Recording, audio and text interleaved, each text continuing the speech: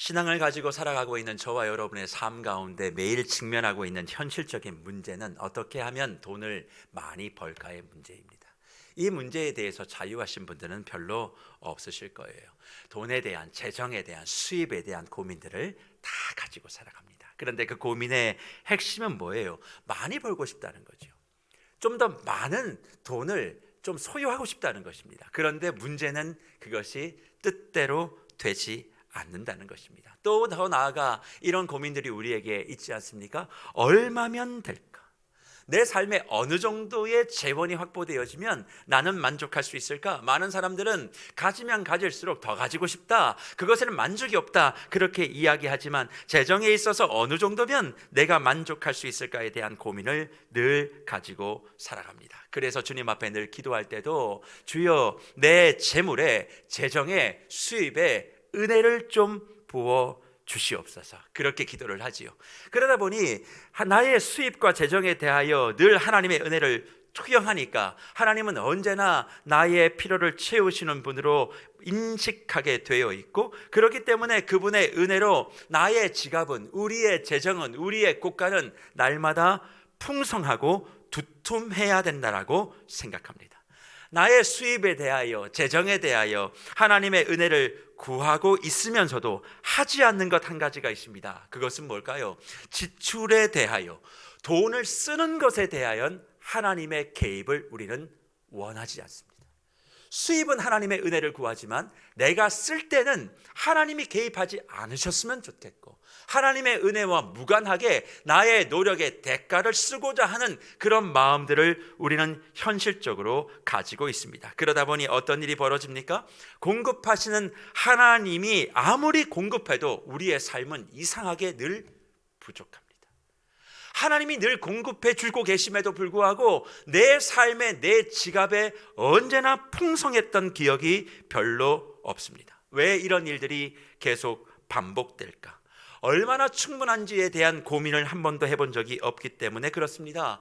또 하나님이 재정의 증가를 은혜로 주신다고 이야기하고는 있지만 나의 지출에 언제나 나의 생각과 나의 판단만이 있고, 그러다 보니 계획 없이 소비하고 소비한 일들이 늘 반복되고 있는 현실을 우리가 살고 있는 것이죠. 더 쉽게 말하면 우리는 청지기로 이 땅에 살고 있고, 청지기인 우리에게 하나님께서는 물질을 주셔서 그것을 관리하게 하셨음에도 불구하고 나의 수입에 맞지 않은 지출을 살고 있기 때문에 늘 우리의 삶은 빈 지갑인 것입니다.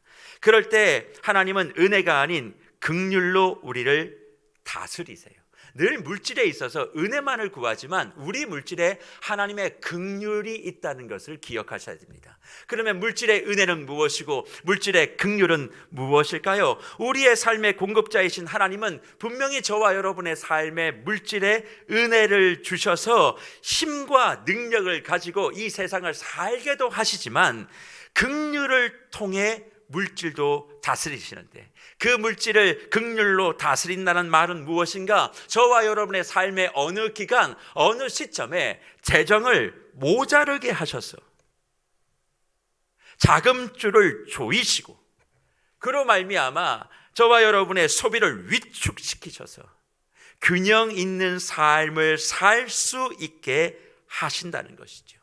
풍성하고 부유한 삶을 그의 자녀에게 주시는 것이 하나님의 은혜라면 그 풍성함과 부유함이 그의 자녀들을 망치지 않게 하기 위하여 너희의 삶에 엄청난 자원을 낭비하거나 관리하지 못함으로 말미암아 더 어려운 일들을 당하는 것을 막고자 하나님은 물질에게 은혜가 아닌 긍휼을 베푸실 때가 있습니다. 그래서 우리의 소비를 딱 위축시켜 버리는 것이죠. 그래서 수입과 지출이 밸런스가 깨지지 않도록 그렇게 우리를 대해 가신다는 겁니다. 왜요? 청지기의 삶을 제대로 살게 하기 위하여 때론 우리 물질의 은혜를, 때론 우리의 물질의 긍휼을 베푸셔서 저와 여러분의 가계를 움직여 가신다는 것이죠. 그런데 무엇이 청지기의 삶을 잘 사는 것일까요? 그렇게 은혜와 긍휼을 통하여 저와 여러분의 재정에 깊이 관여하시는 하나님, 궁극적인 목적은 청지기의 삶을 잘 살게 하는 거예요.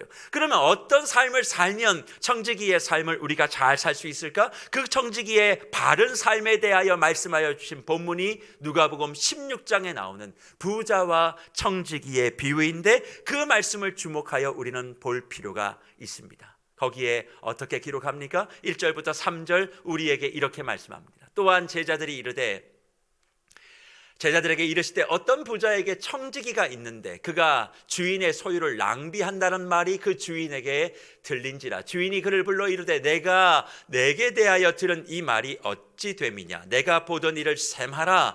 청지기의 직무를 계속하지 못하리라 하니, 청지기가 속으로 이르되, 주인이 내 직분을 빼앗으니 내가 무엇을 할까? 땅을 파자니 힘이 없고 빌어먹자니 부끄럽구나. 그렇게 말씀하고 있습니다. 1절 말씀에 보니까 제자들에게 예수님이 무슨 말씀을 한 거예요?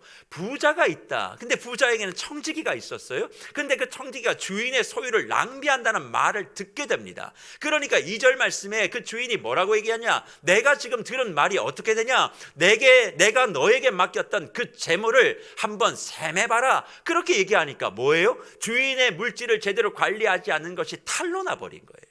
그러니까 3절에서 뭐라고 얘기합니까? 이렇게 말씀하죠. 청지기가 이제 내가 모든 것이 탄로 났으니까 이제 내 직분이 빼앗기게 됐다. 그러니 내가 땅을 파자니 힘이 없고 빌어먹자니 부끄럽구나. 그렇게 자신을 한탄하는 기록이 나오게 되는 것입니다. 그러니까 이 사람이 생각했던 게 뭐예요? 땅 파자니 힘들고 빌어먹자니 부끄럽고, 그래서 6절과 7절에 이런 행동을 하는데, 6절과 7절에 뭐냐면 주인의 돈을 가지고 돈을 빌려줬던 사람들을 부르는 거예요. 그 사람들을 불러다가 50%, 20% 빌린 돈을 삭감해 줍니다. 주인의 돈을 갖고 빌려줬어요. 근데 그 빌린 바는 채무자를 불러다가 나 50%, 20% 당신 빌려간 거 그거 갚아줄게. 그렇게 지금 이야기를 해주고 있다는 것입니다. 그런데 여기에서도 주인과 상의하는 모습이 전혀 나타나지 않아요. 그러면 도대체 청지기는 왜 사람들을 불러다가 50%, 20% 자기 마음대로 그 돈을 삭감해 줬을까요? 자기의 청지기직이 잃어버렸을 때 그 삭감되어지는 사람들을 통해서 도움을 받으려고 그런 행동들을 행한 것입니다. 그런데 문제는 이 사실을 다 알고 있었던 주인의 반응이 이해가 되지 않는다는 거예요. 8절에 뭐라고 기록합니까? 주인이 이렇게 얘기합니다. 주인이 이 옳지 않은 청지기가 일을 지혜 있게 하였으므로 뭐 했어요? 칭찬했다는 거예요. 청지기는 기본적으로 옳지 않은 사람이었어요. 그런데 그가 뭐 있게 행동했냐? 지혜 있게 행동했으니까 칭찬했다. 그럼 지혜 있게 행동한 게 뭐예요? 사람들, 돈 빌려간 사람들을 불러다가 주인의 허락도 없이 50%, 20%를 삭감해 준 거, 주인의 입장에서는 손해예요. 유익이에요. 손해잖아요. 그런데 그것이 지혜 있는 행동이라고 이야기하며 칭찬을 해줬다. 도대체 이것이 우리는 이해가 되지 않는다는 사실입니다. 여러분 같으면 이게 이해가 될 일입니까? 칭찬이 아니라 징계를 받거나 아니면 그가 자기가 유용했던 모든 돈을 다 몇 배로 다 뺏어가지고 내쫓는 것이 당연한 일인데 칭찬하고 있다는 거예요. 도대체 왜 이렇게 하고 계실까? 사실 누가복음 16장에 나오는 부자와 청지기의 비유는 배경이 있어요. 목적이 있어요. 그 배경과 목적이 뭐냐면 누가복음 16장 14절의 말씀이 목적과 배경이죠. 거기에 이렇게 기록합니다. 바리새인들은 뭘 좋아하는 사람이요? 돈을 좋아하는 사람이라. 돈을 사랑하는 사람이라. 이 모든 것이 뭐냐면 부자와 청지기의 비유예요. 그걸 듣고 뭐 했어요? 비웃었던 거예요. 그러니까 이 비유는, 부자와 청지기의 비유는 목적이 뭐다? 돈을 좋아하는 바리새인들을 향한 하나님의 말씀이었던 거예요. 그러니까 여기에는 뭐가 있냐면 지금 바리새인들의 모습이 들어있는 것이죠. 그러면 왜 바리새인들은 예수님의 이 비유를 듣고 비웃었을까요? 사실 돈을 좋아하고 사랑하는 바리새인들에게 가장 큰 문제와 걸림돌은 모세의 율법이었습니다. 모세의 율법이에요. 사실 바리새인들이 돈을 좋아한다는 것이 상식적으로 이해가 잘 되진 않지만 돈을 좋아했던 방법이 사실 이 청지기의 비유에 남아 있는 거죠. 그게 뭐냐면 고리 대금이었어요. 이자놀이였어요. 이게 지금 누가 하는 행동이냐면 바리새인들이 했던 행동입니다. 그런데 모세 율법에는 뭘 가르쳐요? 돈을 빌려주면 이자를 받지 말라. 그것이 모세의 율법입니다. 근데 그 율법을 가르치고 그런 것을 행하지 말아야 될 것을 말해야 될 바리새인들이 오히려 돈을 사랑하며 이 행동을 하고 있는 것이 문제였다는 것이죠. 그러니까 바리새인들이 어떻게 해야 되느냐? 자기들이 돈을 벌 수 있는 방법을 찾고 빠져나갈 구멍을 만들었습니다. 어떻게 해요? 그 당시에 율법의 해석서를 읽어보면 이 고리대금과 이자놀이에 대한 바리새인들의 해석이 뭐였느냐? 모세 율법은 금하고 있지만 두 가지의 예외를 뒀던 거예요. 뭐냐면 사람이 즉각적으로 돈이 필요해서 돈을 빌려가면 이자를 받을 수는 없어요. 그러니까 그건 모세 율법을 따른 거예요. 너무 급전이 필요해서 돈이 요구할 때는 그때는 이자를 받을 수 없다. 이건 사람의 생과 사가 구분되어 있는 것이니까. 그러니까 그런 사람들에게 이자를 받지 말라고 바리새인들은 해석을 했어요. 그러면 또 하나의 해석이 남겠죠. 급전이 필요하지 않고 돈을 빌려갈 때, 그럴 때는 이자를 받아도 괜찮다는 식으로 해석을 해놓은 거예요. 그러니까 바리새인들은 그 당시에 이런 방식으로 청지기가 했던 이자놀이를 계속했던 것이고, 그리고 이것을 가지고 자신의 물질을 부유하게 만들었던 모습을 우리에게 보여주신 것입니다. 그런데 이 일이 가능해지려면 어떤 일이 벌어질까요? 그 당시에 사업을 하거나 일을 하는 사람들이 누구와 결탁을 해야 돼요? 바리새인들과 결탁을 해야 돼요. 바리새인들과 결탁해서 이런 식으로 돈을 빌려주고 이자를 받으면 거기에 또 일부가 바리새인으로 넘어가게 되는 이런 형태가 그 당시의 경제 구조였고, 이것을 꿰뚫어 보셨던 주님께서는 누가복음 16장의 말씀을 통해서 그렇게 하면 안 돼라고 하는 분명한 말씀을 해 주신 것입니다. 그러니 지금 주인이 청지기가 자기 자신의 소유를 낭비한다는 말을 들었다고 했을 때 청지기가 돈 빌려간 사람들을 불러다가 50% 20% 감면한 것은 원금이 아니라 받지 말아야 될 이자, 그 사람에게 받지 말아야 될 율법이 말하고 있고 금하고 있었던 그 이자를 다시 돌려준 것이고, 그것에 대하여 주인은 잘못된 일을 바로 잡았던 청지기를 뭐한 것이다? 칭찬한 것이에요. 그러니까 청지기는 옳지 않은 일을 했지만 그 지혜로움을 칭찬한 것이지, 청지기 자체를, 불의한 청지기 자체를 칭찬한 것은 아니라는 것입니다. 그런데 그 말씀을 하시고 예수님께서 하신 말씀에 우리가 주목해야 될 것은 8절 후반절이에요. 8절 후반절에 뭐라고 얘기합니까? 주인이 이 옳지 않은 청지기가 일을 지혜 있게 하였으므로 칭찬하였으니, 그 다음이 중요해요. 저기에는 볼릭체가 없지만 여러분들은 밑줄을 쳐놓으셔야 돼요. 뭐라고 말씀하셨느냐? 이 세대의 아들들이 자기 시대에 있어서는 빛의 아들들보다 더 지혜로움이다, 그렇게 말씀하고 있다는 겁니다. 사실 이 헬라어 말로 이 말을 풀어보면 빛의 아들들이 세상의 아들처럼 지혜로워야 한다라고 하는 말이 저 말이에요. 이 세상의 아들들이 자기 시대에 있어서는 빛의 아들보다 더 지혜롭다는 그 얘기는, 헬라어의 원래 말씀은 뭐냐면 이 세상의 아들처럼 빛의 아들, 하나님의 백성들이, 하나님의 자녀들이 더 지혜로워야 한다, 그렇게 말씀하고 있죠. 그러면 하나님을 알지 못하는 세상의 사람들보다 하나님을 알고 있는 사람들이 더 지혜로워야 될 영역이 어떤 영역일까요? 누가복음 16장에 나오는 이 비유의 말씀은 물질과 재정에 대한 비유예요. 그러니까 예수님이 지금 말씀하신 게 뭐냐면, 하나님의 자녀들은 세상의 하나님을 알지 못하는 사람들보다 물질과 재정에 대하여 더 뭐 해야 된다? 지혜로워야 된다, 그 얘기를 하고 있는 거죠. 더 지혜로운 일들이 있어야 된다, 그 말씀을 하고 있는 것입니다. 저는 말씀을 드렸어요. 하나님의 나라의 체계에 원래 돈이라는 것은 없습니다. 하나님의 나라의 최대 시스템은 물질의 시스템이 아니에요. 그럼에도 불구하고 이 땅에 하나님의 나라를 세우기 위해선 하나님의 백성에게 말씀하신 게 뭐예요? 돈을 잘 사용해라, 돈을 잘 관리해라, 세상의 시스템을 잘 가지고 이 땅에 하나님의 나라를 세워라, 그렇게 말씀하셨음에도 불구하고 빛의 자녀들이 만몬의 영에 속아서 그냥 매여버리는 거예요. 거기를 오히려 다스리지 못하고 거기에 사로잡혀 있는 사람들이 많으니까 그 사람들에게 재정에 대한, 돈에 대한 지혜를 더 가져서 하나님의 사람과 하나님의 나라가 운영되어지는 이 재정 시스템이 어떤 것인지 제발 좀 세상에 좀 보여줘라, 그렇게 말씀하고 계신다는 거예요. 그래서 누가복음 6장 11절과 12절 이 말씀의 마지막이 어떻게 기록되어집니까? 이렇게 말씀하죠. 너희가 만일 불의한 재물에도 충성하지 아니하면 누가 참된 것으로 너희에게 맡기겠느냐? 너희가 만일 남의 것에 충성하지 아니하면 누가 너희 것을 너희에게 주겠느냐? 그렇게 말씀하세요.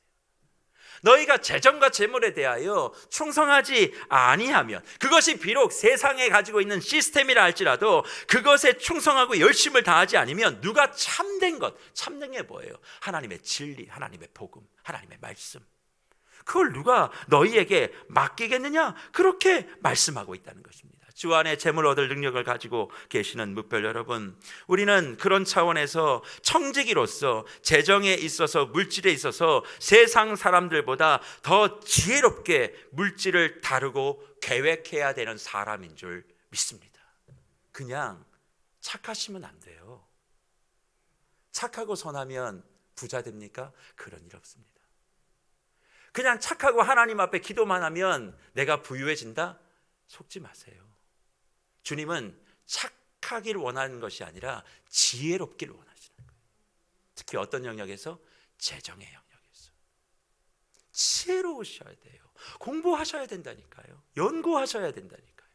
세상 사람들보다 더 관심 가지시고 이 재물을 주를 위해 어떻게 쓸 것인가를 그렇게 생각하고 달려나가셔야 된다는 겁니다. 임기응변적으로 재물을 관리하지 마십시오. 그때가 아니라 내 삶을 어떻게 잘 관리하고 내 재물을 어떻게 관리해서 어떻게 이 재물을 증식시켜 나갈지, 관리해 나갈지에 대한 세상 사람들보다 더 명확한 포트폴리오를 갖고 계셔야 된다는 거죠. 하지만 이럴 때마다 우리의 발목을 잡는 두 가지의 생각이 있습니다. 하나는,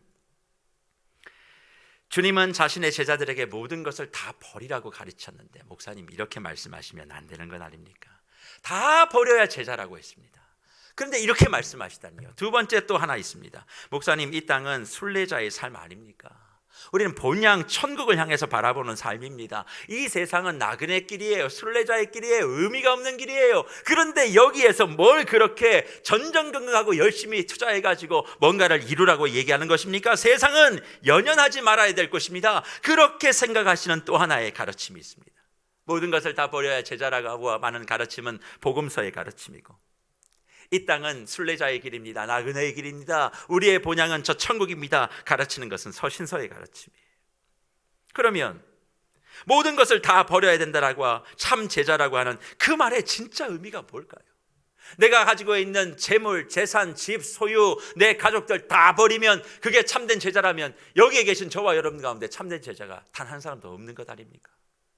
다 가지고 계시잖아요.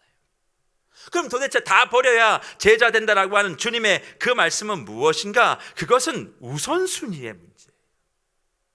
다 실질적으로 버리라는 얘기 아니라 너의 삶의 목적이 이제는 가족이 아니야. 너의 삶의 목적이 이제는 물질이 아니야. 집이 아니야. 돈이 아니야. 하나님의 나라고 하나님의 복음이야. 그런 차원에서 모든 것을 다 버린 자가 진정한 나의 제자라고 말씀하고 있는 것 아니겠습니까? 그러니 내 소유물의 우선순위를 뒤로 미는 것이지, 내가 가지고 있는 모든 것을 다 포기하고 교회에 갖다 바치고 그런 거 아닙니다. 그런 걸 가르치는 교회 가지 마세요. 그런 거 아니에요. 그래서 한번 보십시오. 예수님이 십자가에 죽으시면서 자신을 사랑하는 제자 요한에게 무엇을 말씀하십니까? 요한복음 19장 26절 27절 말씀이에요.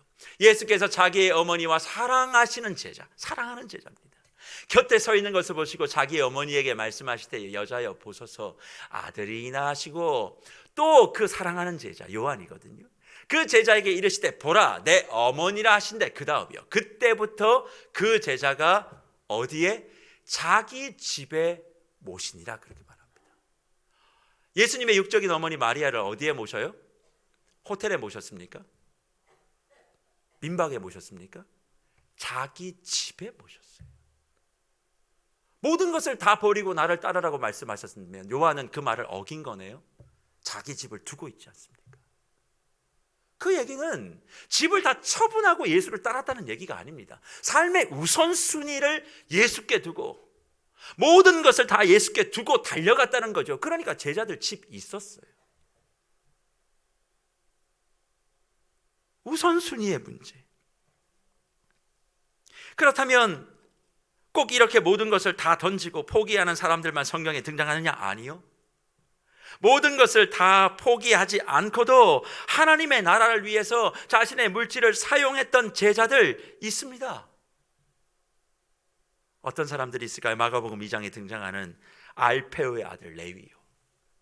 알페오의 아들 레위를 보십시오. 마가복음 2장 14절에 보면 예수님은 그 레위를 보고 나를 따르라고 말씀하셨어요. 근데 다른 제자들처럼 모든 것을 다 버리라고 말씀하지 않으셨습니다. 부자 청년들과 청년에게 했던 것처럼 네 재물을 다 팔아 가난한 사람에게 주고 나를 따르라, 그런 명령도 하지 않으셨습니다. 오히려 레위에게 뭘 명령하셨느냐? 세리와 죄인들과 그리고 제자들과 함께 만찬을 준비해라, 그렇게 말씀하세요. 저녁 식사를 준비해라, 그렇게 말씀하고 있습니다. 예수님의 제자와 다른 세리들, 죄인들까지 식사하려면 대충 어느 정도 될까? 예수님의 제자 12명, 예수님까지 13명, 거기에 레위 14명, 그리고 주위에 있는 죄인들과 세리들 얼추 잡아도 40명 되지 않겠습니까? 우리 무뼈들 가운데 한 30명 저녁 만찬할 수 있는 집 공간 가지고 계신 분들 계십니까? 30명이 넉넉하게 밥을 먹을 만큼 그런 집을 가지고 계세요? 레위는 가지고 있었는데 제자였습니다. 그 이상의 규모를 가지고 있었음에도 불구하고 이 사람이 모든 것을 가지고 있고 부자였기 때문에 제자가 아니라, 그런 이야기는 성경 어디에도 나오지 않습니다. 거라사인에 귀신 들렸다가 그 쫓김받고 난 다음에 주님을 따라가겠다라고 했던 사람에게 예수님 뭐라고 얘기합니까? 너의 가정과 너의 가족과 너의 소유로 돌아가라. 거기에서 예수 그리스도의 구주되심을 고백하고 증거하라, 그렇게 말씀하고 있어요.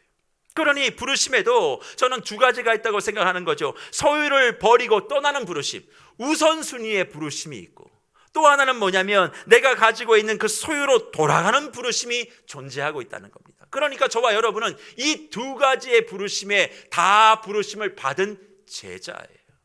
모든 것을 다 버리고 떠나라고 하는 것은 우선순위를 주님께 두겠습니다. 그러면 어떻게 그 우선순위를 이룰 것이냐? 내가 가지고 있는 소유로 돌아가서 그 소유를 넉넉하게 만들어 하나님의 복음이 증거되어지는 그 부르심에 순종하는, 여러분의 삶의 터전에 부름받은 사람으로서 살고 있는 그 부르심이 있는 거예요. 그러니 이 두 가지는 하나가 되어질 때 진짜 제자라 우리에게 말씀하고 있습니다. 그럼에도 불구하고 우리 교회 안엔 이상한 흐름이 있습니다. 그건 뭐냐면 무언가 다 버리고 청렴하고 청빈해야 무언가 정말 제대로 된 신앙인이라고 생각하는 그 유교적 관념을 복음 안에 자꾸 녹이는 거예요. 그래서 부유한 사람보단 가난한 사람이 더 예수를 잘 믿는다는 이상한 착각을 갖고 있습니다. 그러나 실상 그렇습니까? 아니지요. 저는 아니라고 생각합니다. 부유하고 가난한 것이 예수를 믿고 따르는 것의 결정적인 요소가 아니에요. 내 마음이 어디 있냐가 중요하지.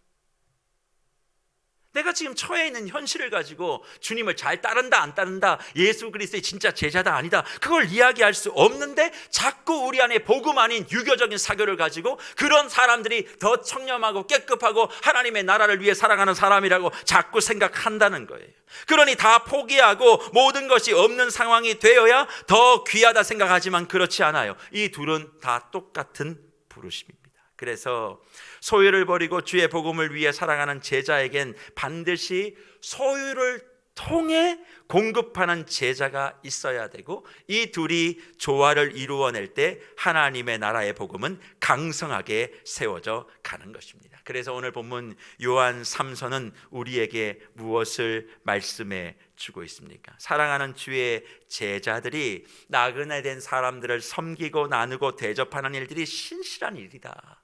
이 일이 교회 안에서 더 잘 이루어졌으면 좋겠다, 그렇게 얘기하면서 요한 3서 1장 8절에 이렇게 말씀하죠. 그러므로 우리가 이 같은 자들을 영접하는 것이 마땅하니 이는 우리로 진리를 위하여 함께 일하는 자가 되게 하려 함이라, 그렇게 말씀해 주고 있습니다. 진리를 위하여 함께 일하는 자, 이게 제자예요.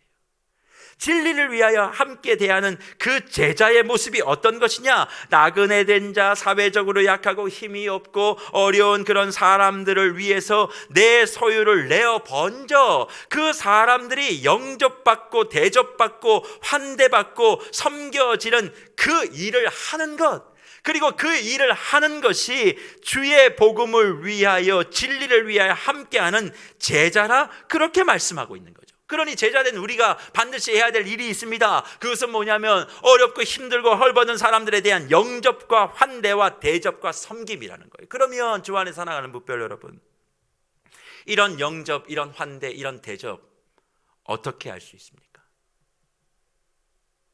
기도만 합니까? 말로만 대접합니까? 아니요. 내 안에 재정적 자원이 있어야 되고 그 재정적 자원을 통해 이런 영접과 환대와 대접이 가능한 것입니다. 그래서 어떻게 이런 재정적 자원들을 가지고 그런 일을 그러면 가능하게 할 수 있겠느냐? 하나님을 믿고 제자의 길로 들어선 우리 모두가 이런 재정에 대한 지혜, 이런 재정에 대한 관점을 가지고 나의 재정의 증가에 힘을 쏟을 때 이게 가능한 거예요. 그러니까 정말 예수 그리스도를 진적으로 믿고 그리고 그 사역을 감당하기를 믿고 그리고 진리와 함께 동행하게 되어지는 그런 사람이 되기를 원하면 우리는 관심을 재정에 가져야만 합니다. 마치 재정에 별로 관심이 없는 사람이 진짜 믿음이 있는 것이냐, 그렇게 착각하지 마십시오. 진리와 함께 일해야 제자입니다. 그 진리와 함께 일하는 내용을 주님은 요한 3서에 분명히 말씀해 두신 것입니다. 그러니까 우리 안에 마시게 할 그런 물이 충분히 있어야 되는데 그 수원이 마르면 우리는 할 수 있는 일이 없잖아요.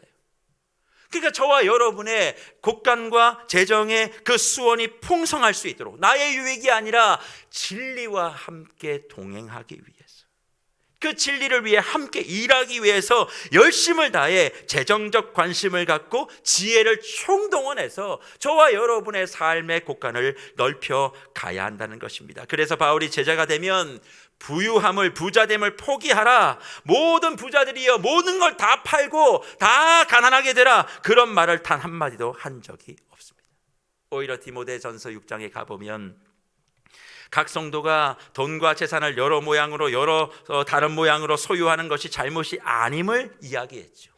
돈을 사랑하여 일만하게 뿌리가 된다는 그 얘기는 재정에 대한 관심을 끄고 그냥 바보처럼 착하게 살라는 이야기가 아니라 그것이 하나님보다 우선되는 것에 대한 경고, 경계, 그것을 말씀하신 것이지, 그렇다고 해가지고 돈에 대하여 아무 관심을 다 끄고 착하게만 살아, 그렇게 말씀하지 않으셨다는 것입니다. 그래서 성경 속에 주의 복음을 도왔던 여러 사람들을 보십시오. 힘들고 어렵고 핍박받고 가난함을 경험한 사람도 많이 있지만 그렇지 않은 사람도 의외로 많이 있습니다. 사도행전에 등장하는 에티오피아 여왕 간다게의 국고를 마쳤던 8장의 그 부자였습니다. 내시였죠. 부자였고 영향력도 있었던 사람, 주의 복음을 위해서 얼마나 하시는지 모릅니다. 고넬료 어떤 사람입니까? 마르다, 마리아, 나사로 다 부유한 사람들이었습니다. 마가의 어머니 마리아도 부유했기 때문에 자신의 집을 교회 건물로 내어놓았고 거기서 30명이 넘는 120문도들이 함께 기도하게 되어지는 120명 정도가 모이는 그런 집을 오픈한 거예요. 거기에 성령 오순절 강림의 역사가 일어난 거 아닙니까? 그냥 들판에서 한 게 아니라 그곳에서 모여서 그런 역사들이 이루어나게 되었고, 그러니까 자신의 집을 교회 건물로 내어놓고 주님께 예배하는 모임을 제공한 것입니다. 브리스길라와 아굴라는 어떤 사람들입니까? 이들은 사업가입니다. 이들은 부유함을 가지고 재정을 후원했던 사람들이에요. 고린도 선교회도 자신의 비용을 직접 지불하고 그리고 집을 임대해서 성도들이 모일 공간들을 제공했고 사업을 계속 이어가면서 계속적으로 하나님의 복음 선교의 재정이 끊어지지 않도록 바울을 돕고 섬겼습니다. 그래서 바울은 늘 우리가 갖고 있는 오해가 하나 있잖아요. 자비랑 선교사다. 틀린 이야기 아닙니다. 반만 맞아요. 바울은 이런 후원과 재정의 부유함에 대해서 결코 막지 않고 문을 열고 누구든지 하나님 나라를 위해서 돕는 것에 대해서 내가 금하지 않겠다. 자신도 열심히 텐트를 만들고 로마의 고위 관부들을 위해서 복음을 증거하는 일들을 했지만 그것은 복음의 도구였지 삶의 생계의 수단이 아니었습니다. 모두 다 돕는 이들, 하나님의 진리를 위해 함께 공급하는 제자들을 통하여 바울 역시도 그의 사역을 감당했다는 거예요. 다만 바울은 그 부유함이 하나님의 나라를 위해 사용될 때 의미가 있다고 강조하고 있을 뿐입니다. 그렇다면 우리는 어떻게 해야 할까요? 저는 오늘 이 요한 3세의 말씀을 가지고 저와 여러분들에게 분명하고 단호하게 한 가지를 말씀을 드리고 싶어요. 그게 무엇이냐? 모든 것을 주를 위해 버리는 삶, 곧 삶의 목표가 나의 유익과 이익이 아니라 주님께 맞추어졌다라고 하는 뜻에서 모든 것을 다 버린 사람도 제자입니다. 그러나 그 제자가 동시에 해야 될 일이 뭐냐? 진리를 위해 함께 일하는 자가 돼야 한다는 거예요. 그냥 모든 것을 난 버렸습니다, 그게 제자의 완성이 아니에요. 그것이 제자가 되려면 진리와 함께 일하는 자가 되어야 하는데, 그 진리와 함께 일을 하기 위해선 뭐예요? 이 세상의 아들들보다 더 지혜롭게 부유함과 물질과 재정을 관리함으로 말미암아 그것을 내 삶에 소유하게 되어지고, 그 소유하는 제자를 통하여 주님께서는 놀라운 일들을 이루어 가시겠다, 저와 여러분에게 약속해 주시는 것입니다. 그러니 저는 담임 목사로 우리 모든 묵별들을 진심으로 축복합니다. 우리는 이나 저나 주님의 제자로 살 수밖에 없는 사람들입니다. 그러니 우선순위를 주님께 두었다면, 그런 제자가 되셨다면 이제는 진리를 위해 함께 일하는 제자가 되기를 간절히 축복합니다. 더 명확하게 얘기하면 진리를 위해 함께 일하는 부자가 되시기를 축원합니다. 다만 삶의 목적을 상실할 만큼, 하나님의 나라를 위해 살지 못할 만큼이 아니라면 열심히 정정당당하게 최선을 다해서 내가 가지고 있는 그 재물이 얼마이든 그건 중요하지 않아요. 가끔 우리 성도님들 가운데 그러신 분들 계시죠. 주님, 내게 지금 당장 1억을 주십시오. 기도하면 1억이 떨어집니까? 그런 일은 없습니다. 주님은 그렇게 기도하는 자에게 이렇게 말씀하실 겁니다. 내가 너에게 일단 10,000원을 줄게. 그 10,000원을 어떻게 쓰는지 보자. 그리고 10,000원을 잘 쓰고 관리하면 내가 100,000원 줘볼게. 그리고 그것을 잘 쓰고 관리하고 또 지혜롭게 하면 그럼 1,000,000원 또 줘볼게. 그렇게 가는 것이지, 아무것도 안 하고 두 팔을 벌려서 주여 내게 1억을 주십시오, 그걸 요구하고 그걸 가르치는 것이 이단입니다. 그게 사입이에요. 그런 일은 없어요. 그러니 지혜롭게 내가 지금 어디에 서 있는지에 대한 분명한 이유를 가지고 내게 가지고 있는 그 소유를 잘 생각해 보세요. 그리고 열심히 최선을 다해 그것을 주의 진리를 위해 쓰겠다 하나님 앞에 결단하고 최선을 다하면 하나님께서 놀라운 은혜를 우리 각자에게 허락해 주실 것입니다. 우리 모두는 다 그래서 각자 자신의 삶의 터전과 직업에 부르심을 받은 거예요. 다른 사람과 비교할 필요도 없어요. 다른 사람을 향한 하나님의 계획을 판단할 필요도 없어요. 다 우리가 똑같은 일을 하는 건 아니니까 그것에 대한 경중, 뭐 좋은 거 나쁜 거 이런 거 따질 필요도 없어요. 다 각자의 부르심에 내가 순종하면 되는 거예요. 각자의 자리에서, 각자의 부르심의 자리에서 자기에게 주어진 분깃과 그 분깃 안에서의 자유함, 그리고 수입과 지출에 대하여 하나님의 뜻 가운데 행하는 것, 우리는 비난할 필요가 없습니다.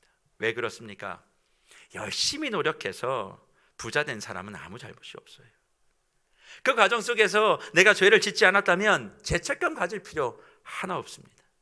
그래서 저는 이런 물질과 신앙인들이 부유함을 갖고 진리와 함께하는 제자로서의 삶을 살아가는 가장 중요한 이야기를 한 목사님 한 분이 계신데, 그게 미국에 계시는 제가 굉장히 좋아하는 목사님이세요. 존 파이퍼 목사님이라고.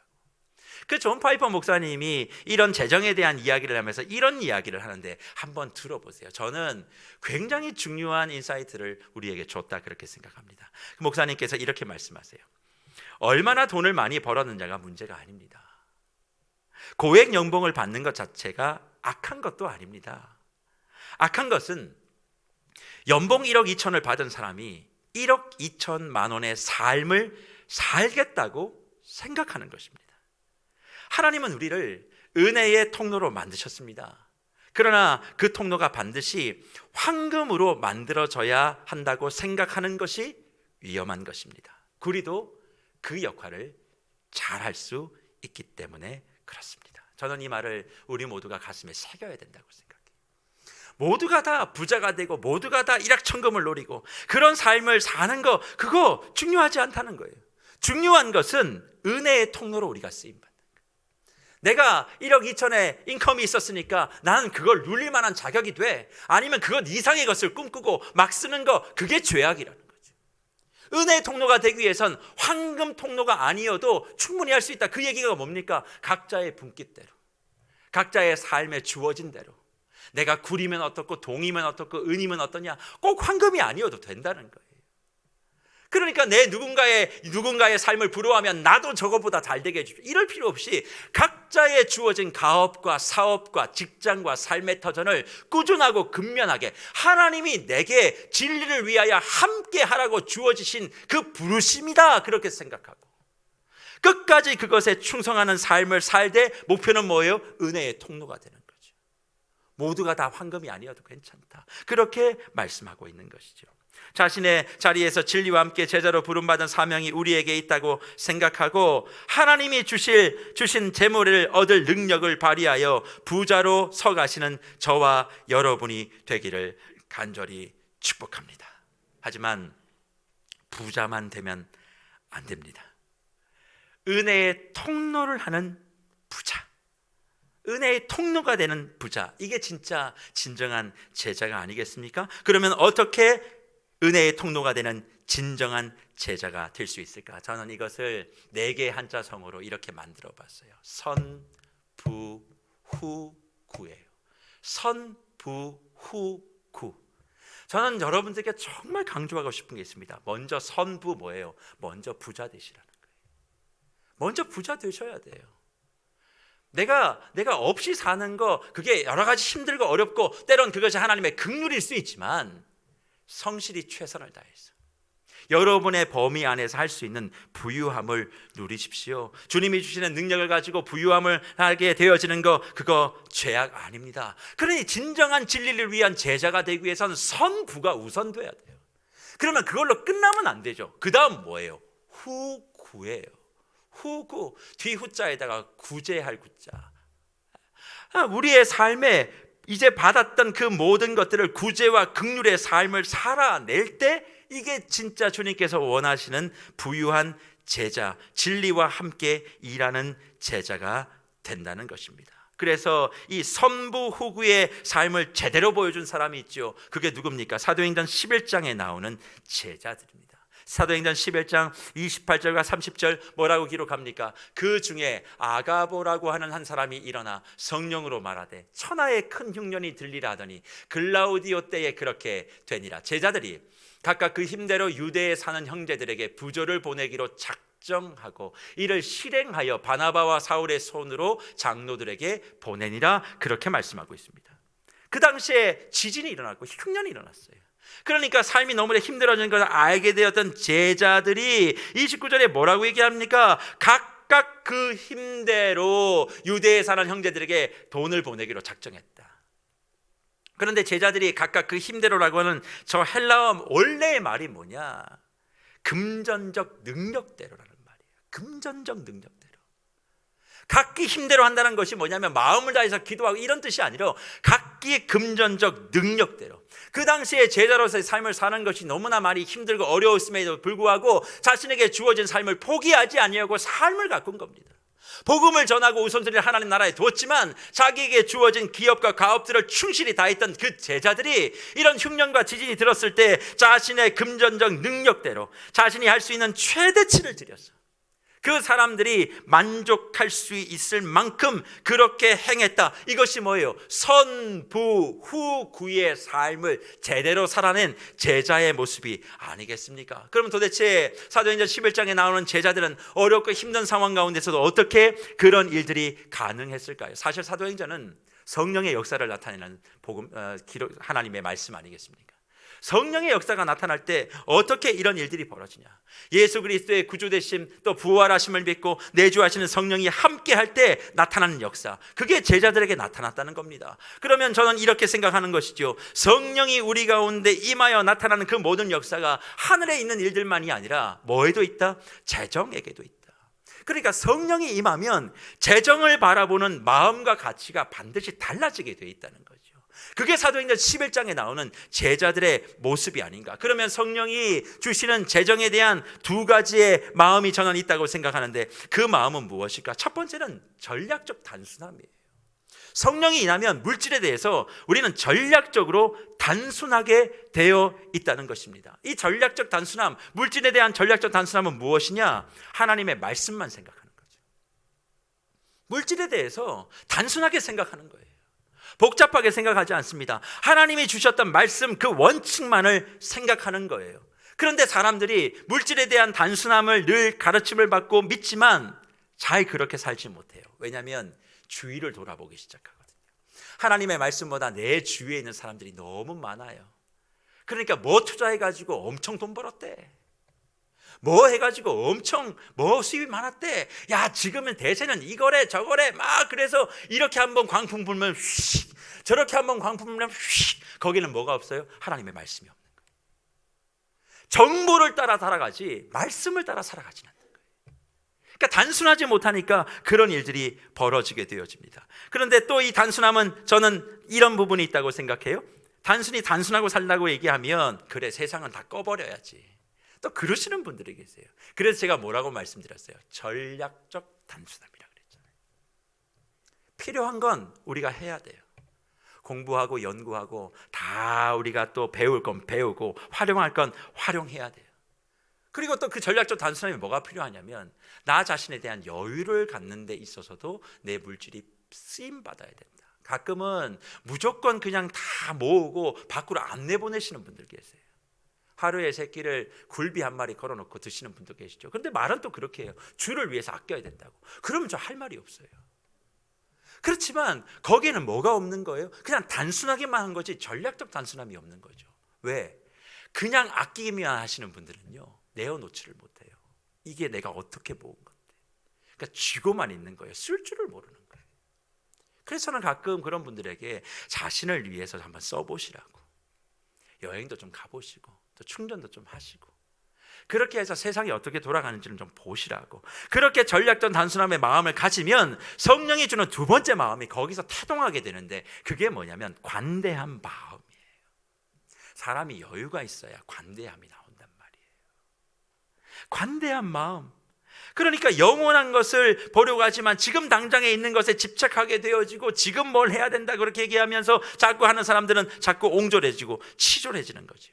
그러니 부자여서 영이 망하는 것이 아니라 성령이 주는 이런 단순함과 관대함이 사라지기 때문에 그리스도를 소유하고 하나님의 나라를 위한 일보다 물질 소유가 기쁨이고 세상의 일이 즐거움이 되어버리니까 결국 영혼이 망하게 된다, 이 말이죠. 그래서 바울이 고린도서 8장 1절과 2절에 무슨 얘기를 합니까? 성령이 넘치고 주의 도를 따라가는 교회의 모습을 설명하며 8장 1절과 2절에 이렇게 얘기합니다. 형제들아, 하나님께서 마게도니아 교회들에게 주신 은혜를 우리가 너희에게 알리노니, 환난의 많은 시련 가운데서 그들의 넘치는 기쁨과 극심한 가난이 그들의 풍성한 연보를 넘치도록 하게 하였느니라, 그렇게 말씀하셨습니다.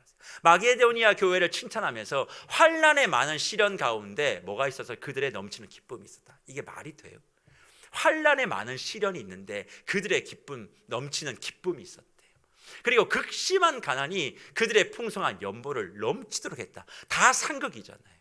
그런데 성령께서 주시는 이런 전략적 단순함과 관대한 마음을 갖게 되어지니까 이런 일들이 일어나게 되었고, 이런 교회를 주님이 칭찬하셨다 말씀하고 있습니다. 저는 마게도니아의 교회가 세계로 교회의 모습이 되기를 축복합니다. 여기에 나온 우리 성도들의 모습이 우리의 모습이 되기를 소망합니다. 내적으로는 주님의 진리를 위해 함께 일하는 사람들이 가득함으로 말미암아 영혼의 강건함을 위하여 일치되어지고 한마음 되어지고 한뜻 되어짐이 필요하고, 외적으로는 교회가 운영이 아니에요. 교회는 운영하는 곳이 아닙니다.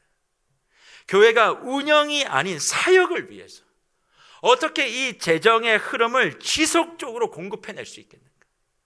늘 어떻게 하면 하나님이 우리에게 주시는 귀한 이 재정의 도구를 잘 사용해서 더 위대한 하나님의 일, 늘 우리의 한계에 전전긍긍하잖아요. 우리의 한계가 뭡니까? 재정의 한계죠. 우리의 한계가 뭡니까? 사람의 한계죠. 그것을 뛰어넘는 구도를 만들어서 하나님의 복음을 증거해야 될 이 시기에, 이뿐만 아니라 20년, 30년 뒤까지도 공급해낼 수 있는 그런 교회를 갖추어 가는 것이 저와 우리 여러분들의 모습이 되기를 간절히 축복합니다.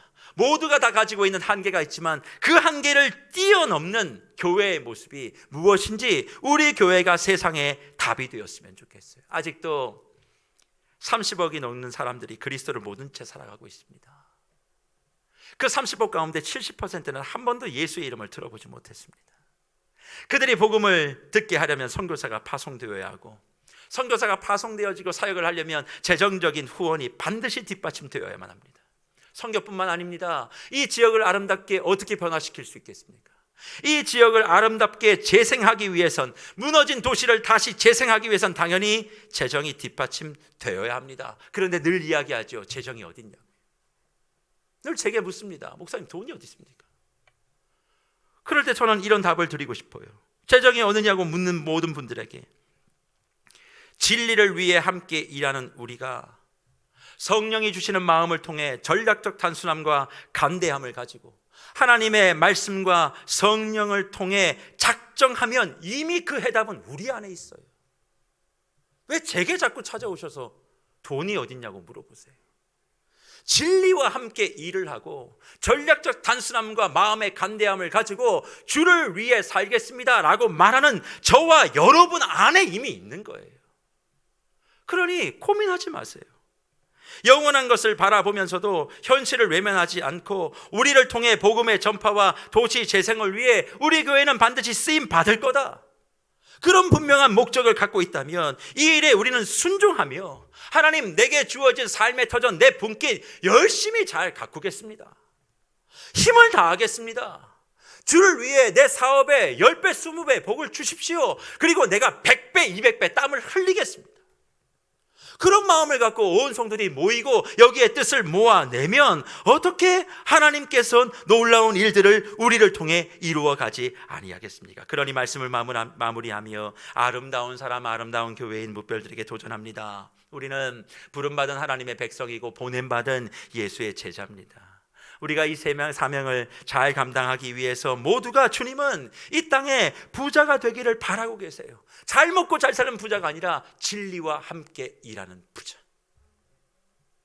각자 내가 생각하는 재벌이 되라는 이야기가 아닙니다. 각자 주어진 분깃에 최선을 다하세요. 꼭 황금 통로가 될 필요는 없습니다.